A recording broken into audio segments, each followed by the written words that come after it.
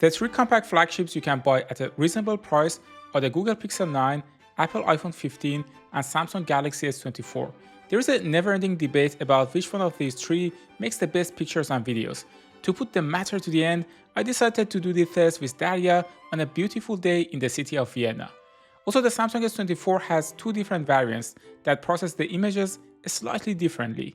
A Snapdragon is for China and North America, and Exynos is for the rest of the world. In this video, I will use both of them. But from my perspective, the difference is not too big to use 4 panels instead of 3.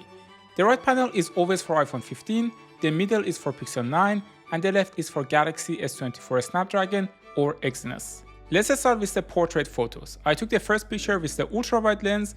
I feel iPhone did a better job in this difficult shot, while the S24 and Pixel 9 were a little bit confused how to handle the sun, and they ended up brightening the scene a little bit.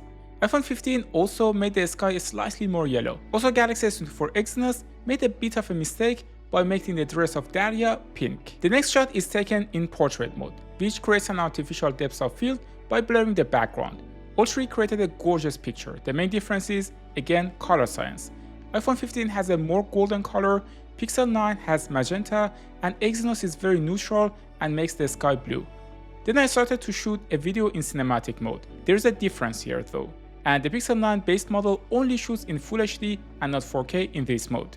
All three are doing a great job separating the background from the subject through AI and computational videography. Of the three, the S24 handles the flare better than the Pixel 9 and iPhone 15.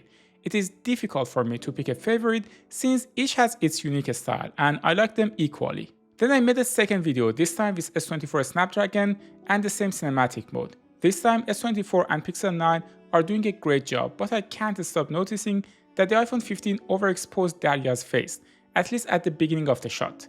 The S24 is a bit more contrasty. If you look at the sky, you will notice the clouds are sharper and popping out, while Pixel 9 clouds are golden and the iPhone slightly blurred them. S24 is the only phone with 3x telephoto lens, while the other two only have the main and ultra-wide lenses. Pixel and iPhone have a Pro version with a telephoto lens, but the base models are more expensive than the S24, let alone the Pro models. We then move to taking videos of nature in the Bears Park. Usually, it is where zooming capabilities shine the most. In my opinion, the iPhone 15 footage is a bit overexposed, but both Pixel and S24 are doing a great job capturing the fish in the small pond. Looking at the pictures of these birds with 5x zoom, to my surprise, Pixel 9 dropped the ball and didn't do a great job.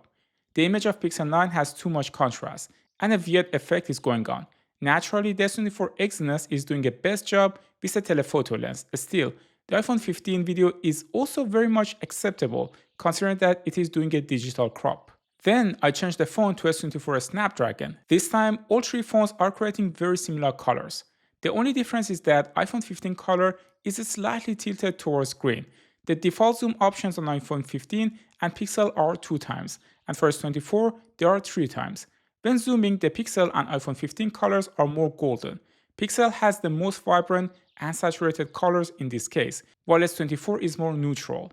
The story is a bit different in the pictures. The iPhone 15 photos are too saturated, and the whole scene is more yellow and golden than the actual color of the gravel here.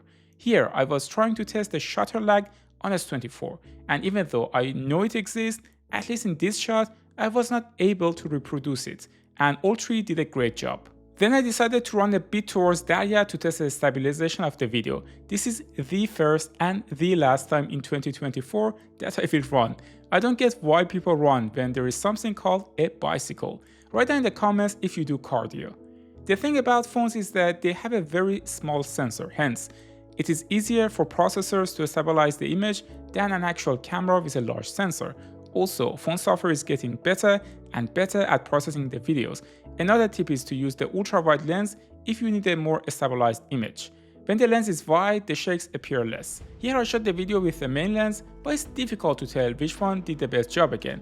All of them did great, but if I had to pick only one winner, I would pick the iPhone 15. Even though it did not handle the flare of the sun the best way it could, the focus of this test is for stabilization. I took pictures and videos of the sunset to better compare the phone's white balance. The first photo is taken with the ultra-wide lens. The iPhone 15 pictures are slightly darker than the two, but there is not much difference between Pixel and S24. In the second shot with the main lens, the iPhone 15 photo has more contrast. The S24 picture is softer and pixel photos are more neutral with closer color to reality. Here you can see a reference shot of the sunset that I took with my Sony FX30 without any edits. It is very similar to what my eyes saw. Look at the colors carefully. Here's a picture of the three phones. The iPhone picture is more clear. The Pixel is very similar to the tone of the sunset, which has a lot of magenta in it. And the S24 picture is softer with less contrast than the two. Then we decided to take a few selfies. One thing that Daria mentioned rightfully is that iPhone selfie camera is too narrow and it's hard to fit two people in it, while the S24 and Pixel have a wider view. This results in a better picture when you have more than one person on the phone. At the same time, since the iPhone is zooming more into the subject, the face proportions are closer to reality. Generally speaking, the right proportion of the face is often referred to as 50mm in a full-frame camera. For reference, the main camera of smartphones is 24mm equivalent. We went for dinner to a French restaurant nearby and ordered food that I could not pronounce. Taking a portrait photo at night, the iPhone picture is more vibrant. If you look at the lamp, you will notice it is deeper orange compared to the other two phones. On the other hand, when I took this shot, the iPhone did a much better job of exposing the background, while both Pixel and S24 overexposed the leaves on the tree. Then we went to the night market, which is only open once a year in Vienna. The picture was taken with 3 times the zoom by the S24 Exynos, and it has an unnatural halo effect. The Pixel 9 picture has black pixelated clusters, and surprisingly, the iPhone did a great job. Changing to S24 Snapdragon, the white balance shifts a bit and the colors too, but the picture is not different otherwise. For the last part of the test, we took the video of Daria walking. It seems the iPhone is doing a great job at night in general.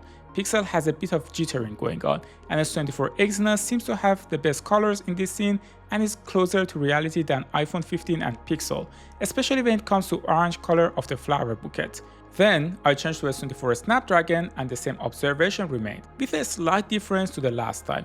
If you look at the light reflection of the lamp at the left side carefully, you will notice, unlike the S24 Exynos, the Snapdragon version did not do a great job at handling the light, and it made it more a purple tone compared to the iPhone and Pixel that kept the yellow color of the lamp. In short, each phone has its own advantages and disadvantages. A lot of these comparisons are subjective, and you should decide which photo style you like the best.